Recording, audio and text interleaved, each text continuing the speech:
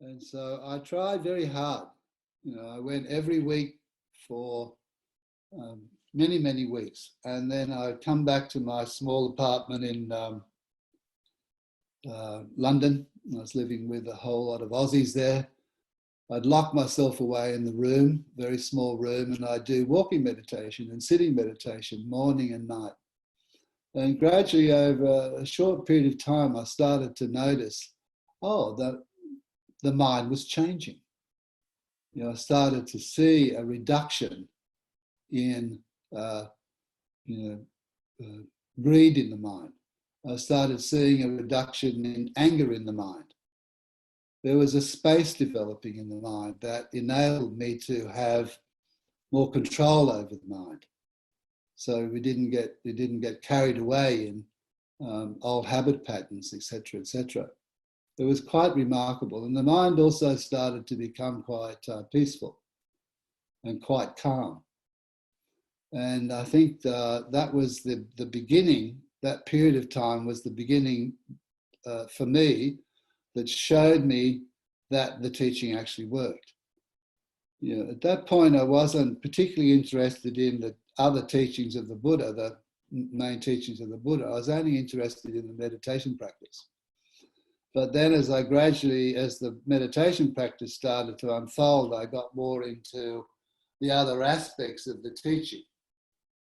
And they became dynamic for me as well. I began to see, generosity, it's a really important factor to help your meditation practice. How they teach the meditation practice in Asian countries is they teach it as dana and sila and samadhi and panya. Dana means generosity of mind. And those of you that have been in Asia or in Australia now, with all our wonderful Asian friends, they are so generous in their minds. When we used to practice in Burma and in India, it was phenomenal. They were so pleased we would come and practice that they bring you gifts all the time. They bring food all the time to encourage you to keep going with your practice. It was really fantastic. And why do you need to practice generosity in your thoughts, speech, and actions? Because it lightens the load of the mind. It lightens the burdens of the mind. It lightens the mind. And so it's easier to develop concentration. If your mind's not light, you can't concentrate the mind because it's full of remorse, it's full of restlessness, etc., etc. And we'll talk about the sort of traditional hindrances to practice as we go through the 2 weeks. So generosity was one of the practices I learned. I learned I wasn't a very generous person, and that was something, because I thought, I'm a fairly generous person, but I learned that I wasn't. And then as I opened up more to the meditation and the examples that were being set for me by other people, and I realized what was actually going on, that if you don't have this generosity, the mind is tight. And we don't want a tight mind in meditation. We want to have a loose mind, a mind that's capable of concentrating itself. Because without concentration, you're not going to be able to do the practice or progress in the practice. Sila is another one, which is really important. I was at that point in time, a typical Aussie, living in London, doing all the things that typical Aussies did in London at the time. And I realized after a while that, I shouldn't be doing those things. They're not useful, not helpful. And it wasn't coming just because someone had said this. It was becoming because the practice was entering into my being, if you want, and you didn't want to do it anymore. So it was really interesting that generosity happens naturally. Sila starts to happen naturally with meditation practice and living the more inward life, if you like. It starts to happen naturally. You don't have to make it happen. And that's the dynamic of the practice. that it starts to happen of its own accord. And this is a really important teaching that I learned. That sila, for example, which is the ethical behavior, the non-harming behavior of the mind, starts to arise naturally. And that's a really wonderful thing. So I learned that, and that's been with me for all these years, I think. If I do something, say something, act on something now, 40 odd years later, I really feel it. If I do something that's not wholesome, that's not useful, that's not good, it's really strong in me. I can feel it. And so, which is good, because if you can see it clearly, which is Vipassana meditation, to see things clearly, then you can stop it. Or it stops by itself. You don't really have to do anything about it. Once you've been mindful of it, it'll stop by itself. So sila is really important. Following the precepts is quite important, I find, in my life. And I try to do that. Sila samadhi.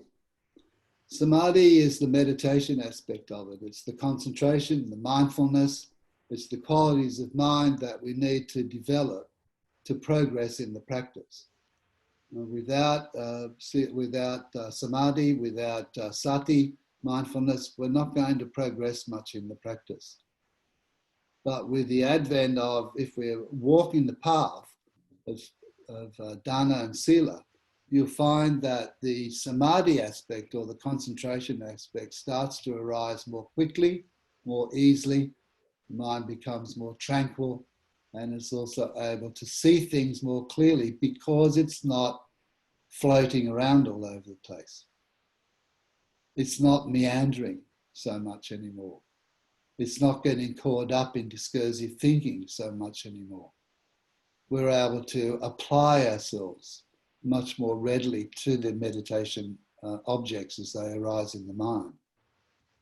So panya also. Panya means wisdom in Pali. These terms I'm using at the moment, they're Pali terms. And it's not often that I use them, but I thought for these 2 nights I'm going to give you a glimmer of some of the terms so you'll get to understand them and know them. They're important. So panya means wisdom. And vipassana itself means insight or intuitive knowledge, which is wisdom. So vipassana meditation means to see things clearly as they are. To see things clearly as they are. Not on a conceptual level, but on an ultimate level. To be able to see the mind as it is, to be able to see the body as it is, to be able to see the world as it is, in actuality, in reality. And when we progress through the practice, the dynamics of the practice and how it unfolds, I mentioned earlier, it unfolds as a progression of various insights flashing forth through the mind, which bring about understanding about how actually things are. And the Buddha pointed this out in the discourse called the Satipatthana Sutta, which is the 4 foundations of mindfulness, which is the practice of Vipassana, the practice of the 4 foundations of mindfulness. So he encapsulated it all in these 3 aspects of sila, samadhi, and panya. And what he was talking about here was really the path to come out of suffering in the mind. The path to bring the mind to peace or freedom. And that path, of course, is the Noble Eightfold Path, which we will go into a little later at some point along the way. And when I first began to practice, I didn't pay much attention to any of these teachings, the Noble Eightfold Path, the Four Noble Truths, But then gradually, as my practice started improving, then I became much more interested in learning about these teachings and the path that was laid out for us to come out of suffering, if you like. And so Sila, Samadhi and Panya was the path that the Buddha laid out for us to practice dynamically to gain freedom of mind, if you like. Its purpose is to gain freedom of mind. So that's quite a strong statement, isn't it? You know, to practice the Noble Eightfold Path, or the Sila, Samadhi and Panya, if you like, is the path laid out for us to come out of suffering. That's a very strong statement too. You know, we all know suffering. Absolutely. And so to be able to come out of suffering and to gain peace of mind is really something special. So, and I found as I went through the practice over the years, there was a lot of ups and downs in the path. There's no doubt about it. We get hit by storms here and there, and you know, there's good times and bad times in the practice, but eventually the practice starts to unfold and we start to see the benefits coming to us clearly. So for me, my experience of it was an unfolding, you know, a kind of progression. And as the progression started to, sometimes the progression was slow, sometimes the progression in the practice that I noticed was quick. You know, there'd be periods where the interest in the practice was really strong, other times where the interest in the practice, my enthusiasm for the practice might have waxed and waned a little bit.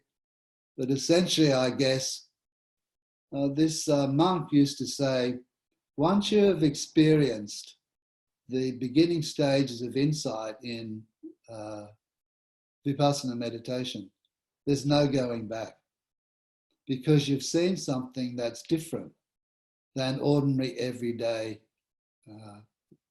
experiences. And the Buddha talked a little about this. He gave a discourse on the levels of happiness. And I thought, when I heard that discourse, I said, that's really quite good. Because he was explaining that there is something else other than ordinary everyday household practice, happiness. And when one goes through Vipassana meditation and you start to experience the peace and the joy that comes with the practice, you start to experience another level of happiness. And there's about 7 levels of this, but I'll only talk about one more. And that's the level of happiness that comes about through the meditative mind. The meditative mind can be very beautiful. They talk about the meditative mind as being far superior than ordinary everyday levels of experience that we try to create to bring about happiness. But the Buddha, we all know, you know, we try our best to do this and do that and do whatever we want to do, you know. But that kind of happiness, the Buddha pointed out, is quite temporary. It doesn't last for long. And so the Buddha was more interested in a more long-lasting happiness. And the happiness of the meditative mind is far superior than ordinary everyday happiness. It doesn't mean we don't engage in the world. It doesn't mean we don't enjoy the world, you know, and what it has to offer us. But we also have an understanding, and this is where the Panya comes in, the wisdom, that there's something else. And what it teaches us is to know, it teaches us to not be attached to what it is that we're experiencing in everyday life. Right? We experience it, we let it go. We experience it, we let it go. We don't hang on to it. It teaches us not to hanker after things. The Buddha talked about the thirst of the human being, the thirst for experience, the thirst to to have more and more experiences in everyday life. But he said they're very temporary. They're not going to last for long. And the meditative experience, or the meditative level of happiness, is quite different from this.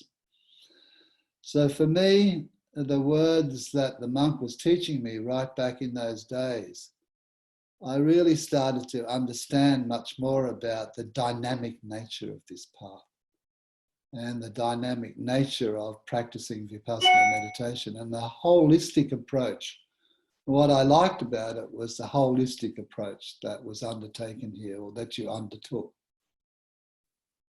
And that's how I did my practice. And still, all these years later, I'm still very happy in the practice. Quite good. I like it. And so I try to pass that on to people, you know, because I want other people to also be able to experience the meditative happinesses, because it changes you. It changes how you live and how you relate in the world. It also brings about in the mind a lot of very positive states of mind as well, in regard to compassion and tolerance and kindness. The world is going through a very difficult time at the moment, isn't it? You know, we're all experiencing this, but it's always gone through a difficult time. There's always been wars and famines and fires. It's the nature of the world. You know, that these things happen. This is what the Buddha talked about when he talked about dukkha. You know, dukkha, the first noble truth, dukkha, suffering, or the unsatisfactory nature, really, of life itself. You know, there's always going to be some kind of unhappiness, but can we be there for it? And can we be there with equanimity of mind throughout all the ups and downs of our human existence, if you like? Well, I think you can. You know, it takes some effort, but I think we can be there for it. That's for sure. Okay. Are you okay with this? Got a bit carried away tonight. So Vipassana meditation. Now we'll talk a little more maybe next week about some of the aspects of Vipassana meditation, some of the theory behind Vipassana meditation. But essentially, I want to change the course of the night now and just talk about Vipassana meditation and do some practice in regard to it. Now, firstly, though, we need to know the purpose of Vipassana. Well, I've mentioned that. The monks that I practice with, they would say the purpose of Vipassana meditation is to uproot that which causes suffering in the mind. So what's the cause of suffering in the mind? Greed, hatred, delusion, attachment, craving. You know, the mental states or the destructive emotions that we have in our minds, that can be uprooted, the cause of suffering. So that's the purpose of what we're doing here. And it takes a little while. And one of the things I would like to really point out here, a lot of people come to meditation practice and they stay for a little while and then they leave. But it takes some time, you know, for the practice to start unfolding and for this progression I've been talking about to manifest. For some people it's a short time, for other people it's a longer time, depending on conditions, depending on their karma, etc., etc. So we have to persevere with the practice, and that's why it's so important, I think, to have a community like we have here tonight on Zoom to offer support with the practice, because it's not an easy practice. It's a simple practice, but it's not easy. There's no doubt about it. The mind is very tricky. You know, loves to move around. It doesn't want to stay still. So it's quite difficult at times, this Vipassana meditation. So Vipassana, as I said, it comes from a sutta by the Buddha called the Satipatthana Sutta. And sati, the word sati in Pali means attention. paying attention to the present moment object. So patana means present moment object, or presence of mind for the present moment experience that's arising in consciousness. So when they're seeing, hearing, tasting, smelling, touching through our sense doors, we try to be aware of it. So sati patana. Sati, you can divide it into two, compound word of two. Sati means attention, patana means a close watching or a presence of mind on each and every experience. Satipatthana, vipassana. Vipassana means to see clearly. Seeing clearly, a special way of seeing, a heightened way of seeing. Not an everyday way of seeing, but a heightened clarity of mind to be able to see the objects arising in the mind. But it means to see really in a very traditional sense. It means to see the characteristics of existence, or the characteristics of the human existence. And the Buddha pointed out that what characterizes our lives is that in three ways. He calls it the marks of existence. To see in every moment these three characteristics, that there is impermanence, everything's changing all the time.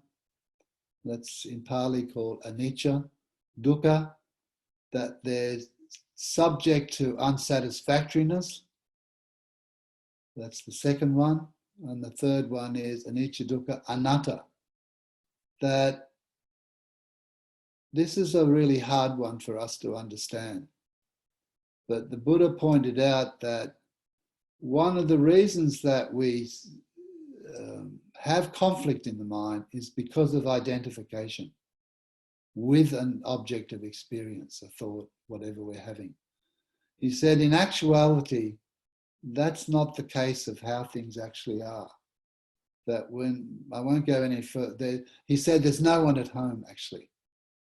The idea of self is a conceptual experience only, but ultimately the idea of self is not there really. So in every moment of experience, we're experiencing anicca, dukkha and anatta, these characteristics of experience. And when we go through the progress of insight, the progresses that I've spoken about, we begin to see this for ourselves in a very profound way. There's 16 of these insights that can arise in practice. And a couple, as you go through the practice, you will notice these insights arising, flashing forth in the mind. So vipassana and bhavana, there's three words here: satipatthana, vipassana, bhavana. Bhavana means a mental culture or a higher culture. It's a cultivation of the mind to bring it to a higher state of mind than normally it's in. So that's what vipassana means. Satipatthana, vipassana, bhavana. Now, the Buddha then pointed out, he said, well, how do you practice this? Well, you practice it by focusing on what's known as the 4 foundations of mindfulness. So there's 4 exercises, which is a very holistic approach to observing ourselves. And these 4, I'm sure you've heard them many times before. But we start in our practice to observe them one by one or all together. So one by one, the first one is observing the body. And we start to watch the body. We turn our attention. Vipassana means we need to turn our attention inwardly. We need to watch what's happening in the present moment to us, what our experience is. And the way to train ourselves in this is to, in the first instance, is to take notice of the body and what it's doing. And here it refers to in the meditation practice as the activities of the body. So what we do here in the first foundation of mindfulness, we can observe the breathing in the body, and we'll talk about this a little bit in a minute. the activities of the body. When we're walking, it's the postures of the body, the sitting, standing, lying down. That's where we start to observe the postures of the body. What am I doing now? I'm sitting. What am I doing now? I'm walking. What am I doing now? I'm running. What am I doing now? I'm lying down. You know? So we start to place our attention on what we're actually doing. For example, when you're going for a walk in the morning, do you pay attention to the body? No. You're talking with someone, you're looking around, you're doing all kinds of things. You're not paying attention to the body. But the practice for us is that we pay attention to the body. If I go for a walk along my road here, I'm in the bush down near Ostermeer. I go for a little walk in the morning. I try to use that as a meditation exercise, and I'll watch my walking. I'll try to be mindful of the walking. The second aspect that we can experience in is the sensations that arise within the body. Because as our perception starts to become stronger, we become more mindful, we're able to pay more attention, we start to perceive more. And we start to experience the different sensations in the body. Very interesting indeed. We experience hot, cold, tingling, pressure, burning, achy, whatever it happens to be. Those of you that have practiced meditation will know this already. There's a reason why we need to observe these, but I'll talk about that next week. The third foundation of mindfulness is known as Chitta Vipassana, and it's observing the thoughts and emotions in the mind. Because most of our troubles and problems that we create for ourselves or fabricate for ourselves come because we don't have awareness of the thoughts and emotions in the mind. Isn't that the case? We can't just stop and look at them. And in Vipassana meditation, we stop and look at what's arising and passing away in the mind. So we start to notice the unwholesome thoughts, the wholesome thoughts in the mind. I thought that was one of the biggest teachings that I've learned, is watching the moods of the mind. What's the mind doing now? And the fourth aspect, very simply put, is observing the outside stimulus that impacts on the mind, on the sense doors, the 6 sense doors. In terms of Buddhism, they regard the mind as a sense door as well. So seeing, hearing, tasting, smelling, touching, thinking. And it's the impacts that we experience from the outside stimuli on our sense doors. You hear a sound, you taste a taste, you think a thought, etc., etc. And we start to watch this as well. But as I mentioned, so these are the 4 foundations of mindfulness. Mindfulness of the body, mindfulness of the sensations and whether they're pleasant, unpleasant or neutral. Mindfulness of the mind itself, the direct experience of the mind and the mental states that come out of that. And the 4th foundation of mindfulness is the mental phenomena that impacts on our sense doors. That's what we try to train ourselves in, observing. So what we're trying to do here is we're trying to build up. One teacher friend of mine used to say, a powerful observing mind. That's what we need in meditation. We need a powerful observing mind that's willing to look inside and see exactly what's going on from moment to moment.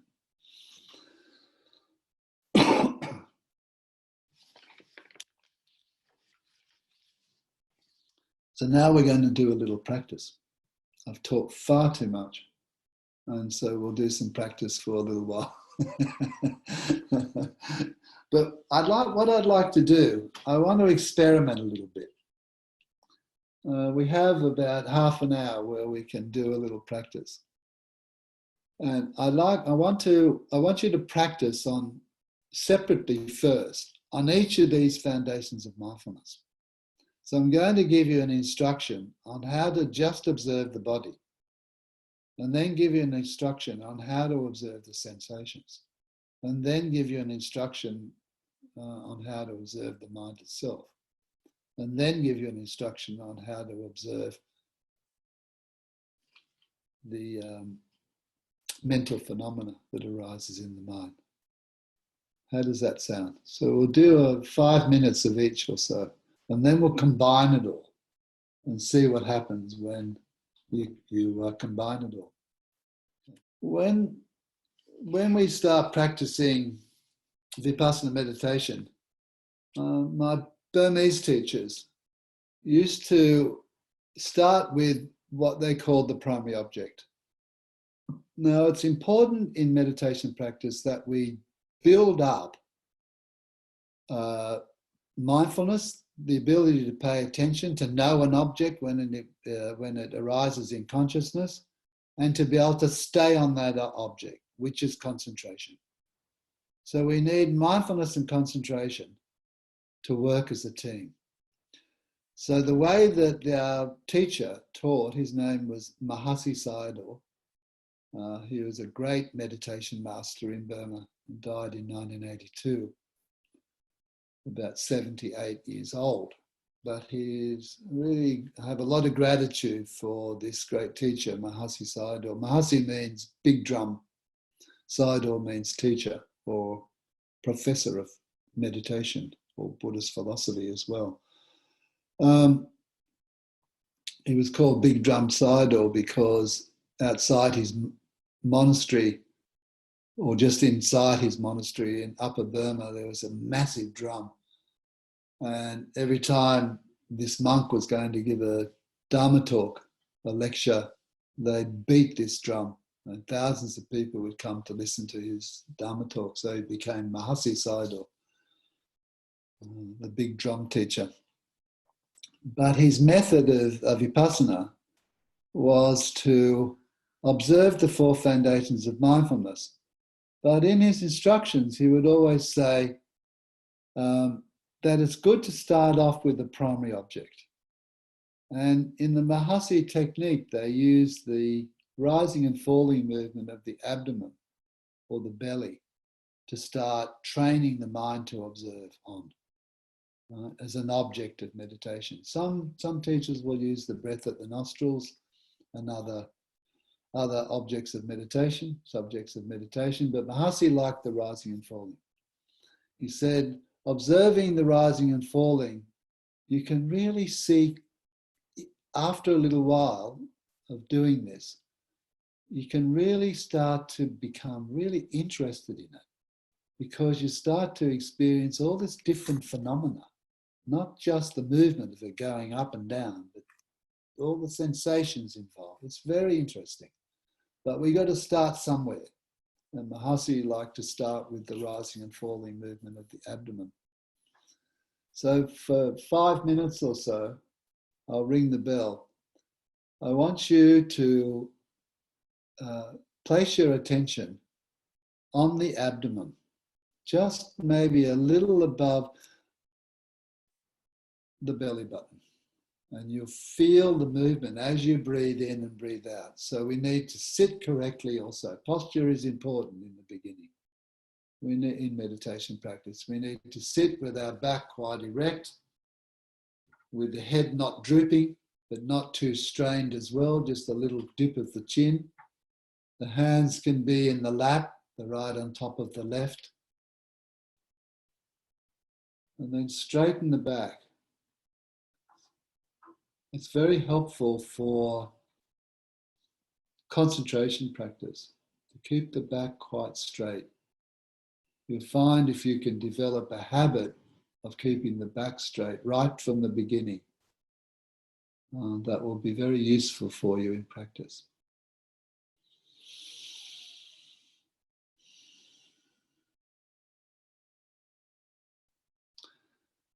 So taking a few just deep breaths, breathing in and breathe out, breathing in and breathe out.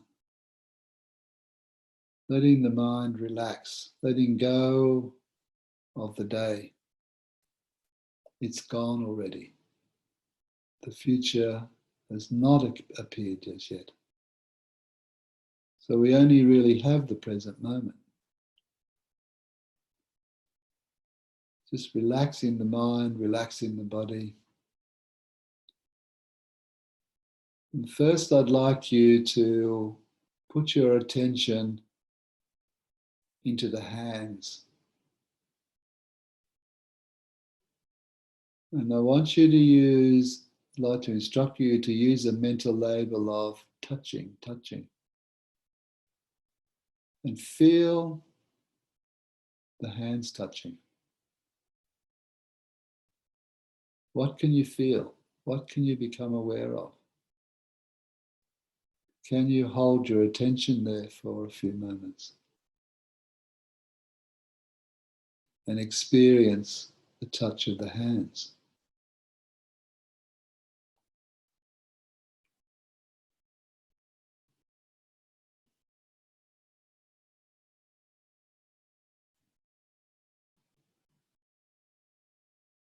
Just let the mind rest there.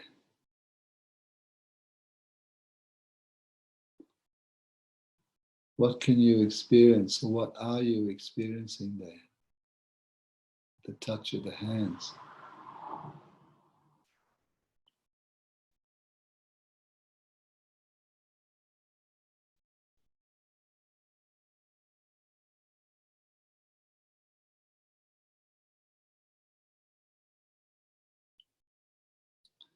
Now, you may have noticed by now the movement at the abdomen, because every time you breathe in and breathe out, there's a natural movement caused by breathing in and breathing out.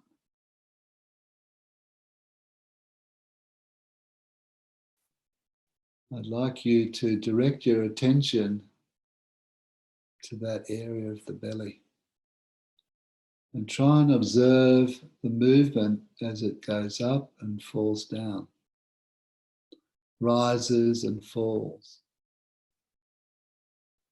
See if you can find the beginning of the rising movement and follow it up to the end of the rising movement. And then down again as it falls. Try to keep your attention on that movement.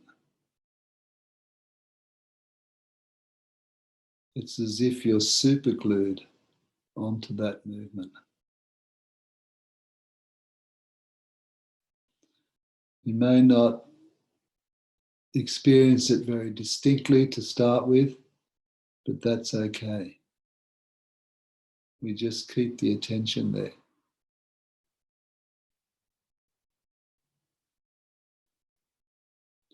If it helps, you can use a mental label, a soft mental label of rising and falling.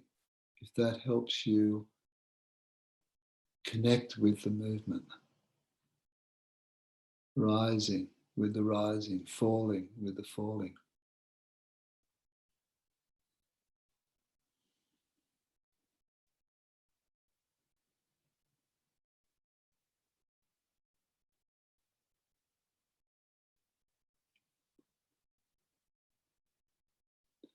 In the beginning, we're just trying to keep up with it. Rising, falling, continuously as possible.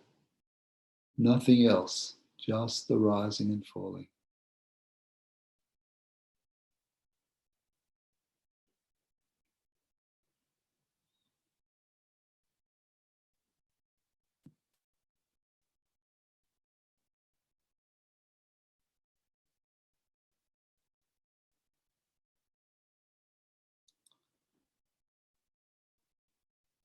Perhaps you notice that the rising and falling movement, or the rising movement's long or short, quick or slow, heavy or light.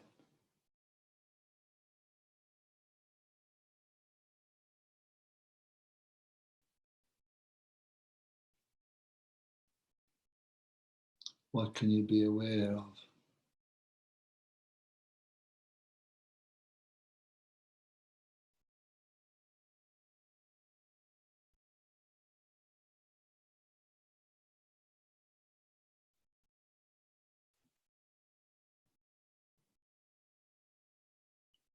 Our attention will wander many times. Don't be concerned about this at the moment. Just let the attention come back to the rising and falling. This is your object of meditation for now.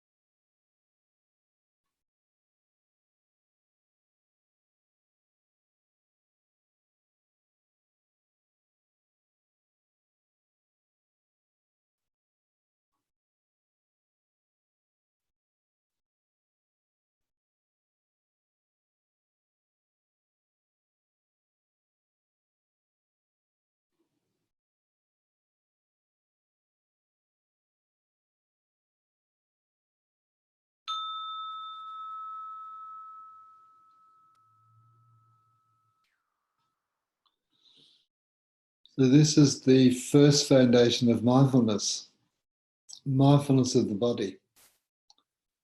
In Pali it's called kaya. Kaya means the body. And Vipassana means the repeated observation of the experience. Observing the rising and falling movement of the abdomen is like the mirror of the mind.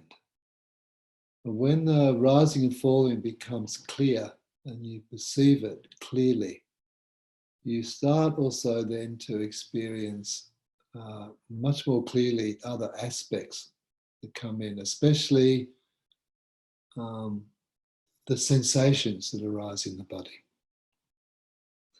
Did you experience some sensations in the body, whether they were painful or not painful, different sensations in the body? The mind wanted to go there? Yeah?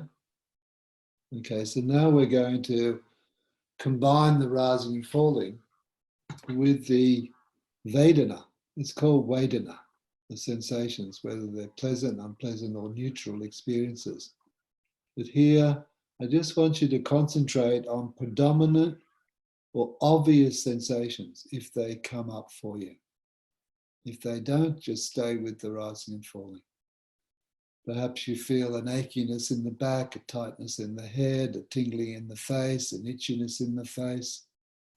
You might feel hot or cold at times.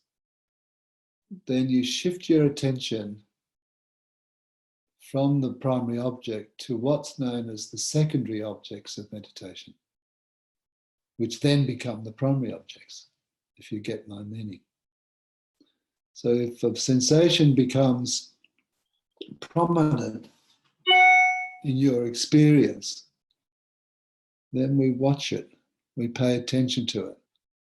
But here, the way it's done is we just make a mental note of it. At this point in time, we only want to just make an acknowledgement that it's there without a reaction to what the sensation is. It might be painful, it might be enjoyable, it might be pleasant. We treat the sensation in the same way. So we might say, direct the attention, say, for example, you're feeling a sensation of pain in the knee, you might direct your attention there and go painful, painful, painful.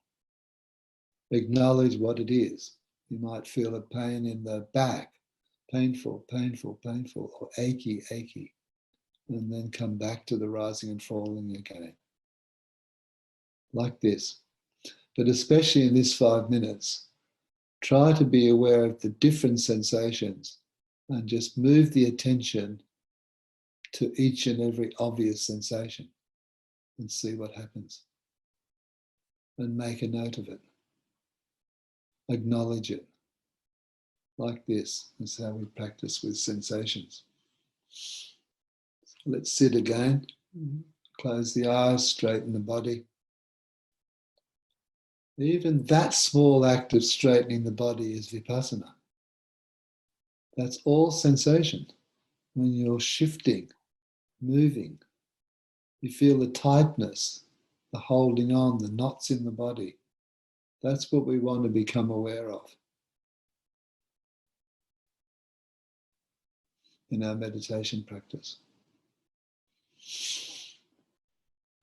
When we don't feel comfortable, we want to know we don't feel comfortable. When we feel comfortable, we want to know we're feeling comfortable. Like this is how we practice. So you can start with the rising and falling movement, but if you experience a different sensation, the different sensations, then acknowledge those as well by making a mental note of them. And see what happens.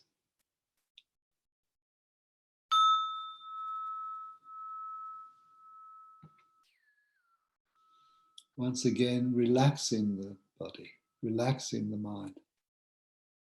We only want to pay attention and be aware of what it is that we're experiencing right now.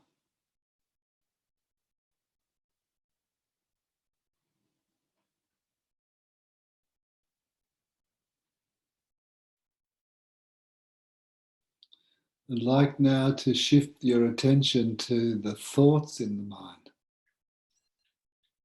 You've noticed already that how difficult it is to keep the attention on the primary object or the sensation because of the thoughts that keep constantly arising in the mind. The mind loves to ruminate, imagine, reflect, analyze, tell stories, wander all over the place like a monkey swinging through the trees. In Vipassana meditation, we can note this phenomena. Vipassana is concerned with noticing what the present moment experience. So if you're noticing that the mind is thinking, not staying on the primary object of meditation or the sensations, well, then turn that into your meditation. Very simply done. We just note this in this way. Thinking, wandering, imagining, reflecting, whatever it happens to be, with a bare attention, we just notice it. And then come back to the rising and falling again. If your attention wanders again, we notice it again, wandering, and come back to the rising and falling. If it wanders again, we note it again. Just like this is how you practice. Rising, falling, sensation becomes strong, we'll notice that. Or if the thoughts are persistent, we notice that as well.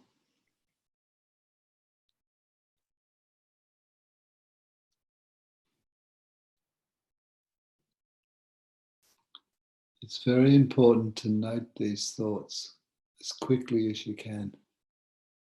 Try not to get carried away with them.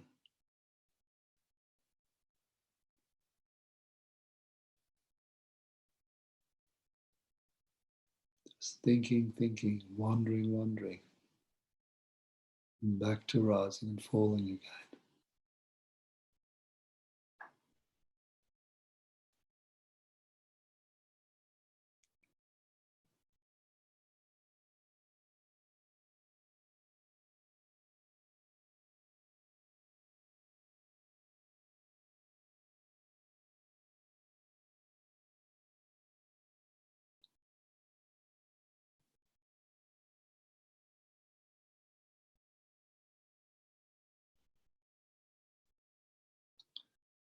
We can also notice the impacts of outside stimulus on our mind, such as hearing. It's probably very quiet where you are now, but we're often beset by sounds, tastes, smells, touches. These can be noted. We can note hearing, when a sound distracts us.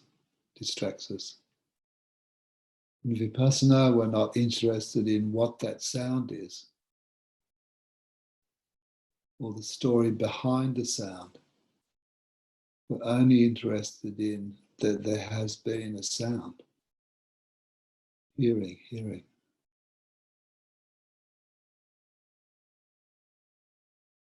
And back to the rising and falling again.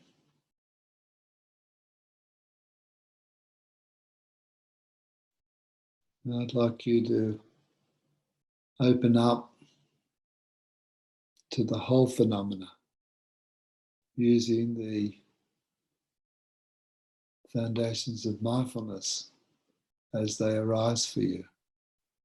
Perhaps it's the rising and falling is clear, or the sensations are clear, or the thoughts are clear.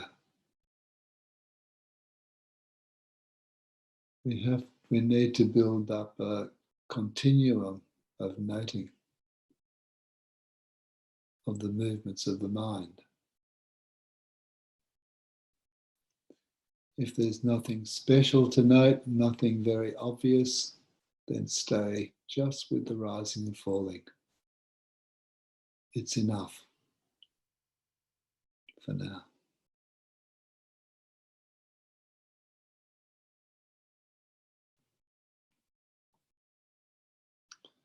We need to take interest in what our experience is.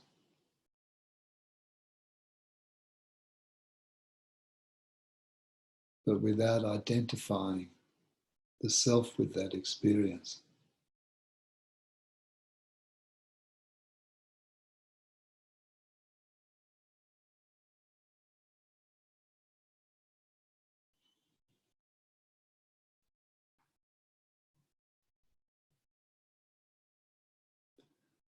We're watching the arising and passing of experience,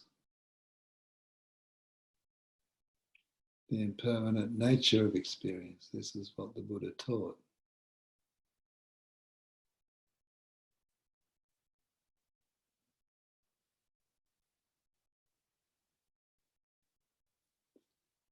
Nothing to hold on to, nothing to push away.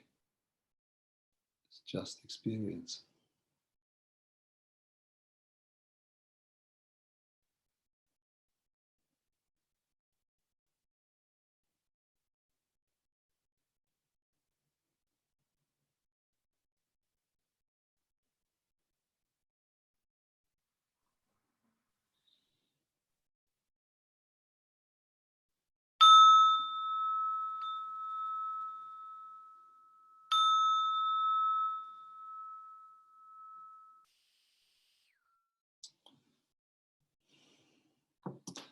Well, you've just done a 10-day retreat in 20 minutes.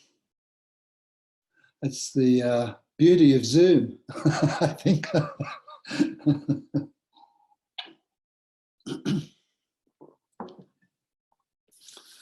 So, as you can see by these exercises, if they're practiced continuously, on an everyday fashion, in everyday life as well, but daily, it doesn't take too long, I found, for the concentration to build up, for the mindfulness to become stronger. I think what happens, it's difficult for us with our busy lifestyle, isn't it? To be able to build up the continuity that we need.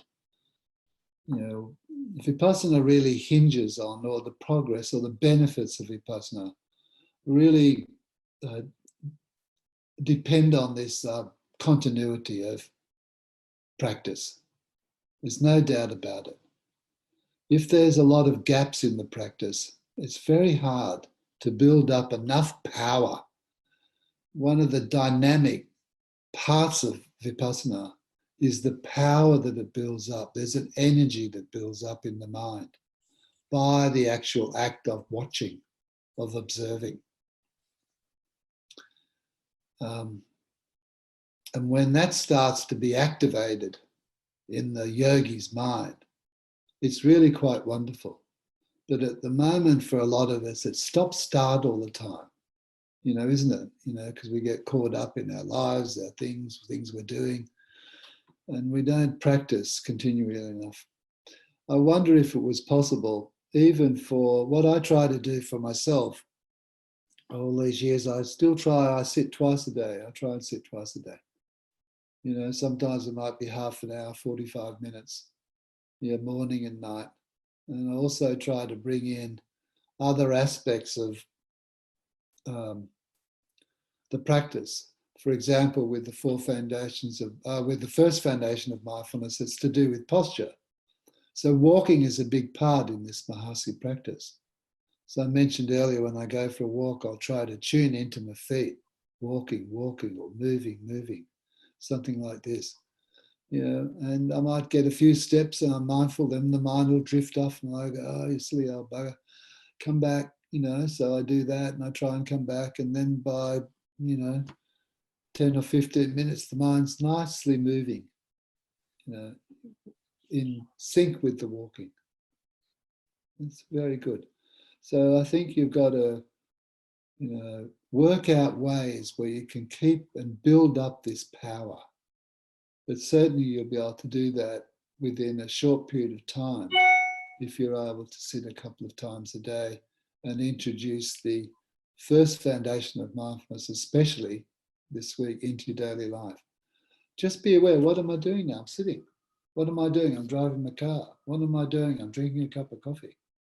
Little things like that really help, really aid in building up this dynamic, this power that really brings so many benefits to the mind. The mind becomes calm, it becomes peaceful. It's not getting upset so much, not troubled so much. It's really quite wonderful. So we just have a couple of minutes left. If you have any questions about the talk tonight or about your practice, I'll be happy to attend to that.